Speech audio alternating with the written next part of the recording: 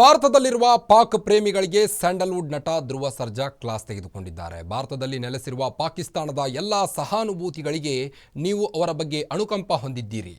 ನೀವು ಸಹ ಭಯೋತ್ಪಾದಕರು, ಭಾರತದ ದ್ರೋಹಿಗಳಾಗಬೇಡಿ ಎಂದು ಖಡಕ್ಕಾಗಿ ಹೇಳಿದ್ದಾರೆ. ಭಾರತದಲ್ಲಿ ಇರುವುದು ಎಂದರೆ ಭಾರತದಲ್ಲಿ ನಂಬಿಕೆ, ನೀವು ನೆಲೆಸಿರುವ ದೇಶವನ್ನು ಪ್ರೀತಿಸಿ, ಇಲ್ಲದಿದ್ದರೆ ಶೀಘ್ರದಲ್ಲೇ ನಾವು ನಿಮ್ಮನ್ನು ಭಾರತದಿಂದ ಹೊರಹಾಕುತ್ತೇವೆ. ಜೈ ಹಿಂದ್ ಎಂದು ಟ್ವೀಟ್ ಮಾಡಿ ಪೋಸ್ಟ್ ಮಾಡಿದ್ದಾರೆ ಧ್ರುವ ಸರ್ಜಾ.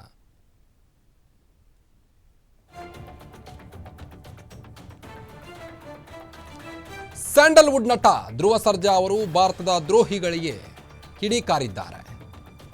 ಭಾರತದಲ್ಲೇ ಇದ್ದುಕೊಂಡು ಭಾರತದ ಅನ್ನ ಉಂಡು ಭಾರತಕ್ಕೆ ದ್ರೋಹ ಬಗೆಯುವಂಥವರು ದೇಶದಲ್ಲಿ ಇರಬಾರ್ದು ಅನ್ನೋ ನಿಟ್ಟಿನಲ್ಲಿ ಟ್ವೀಟ್ ಅನ್ನು ಮಾಡಿದ್ದಾರೆ.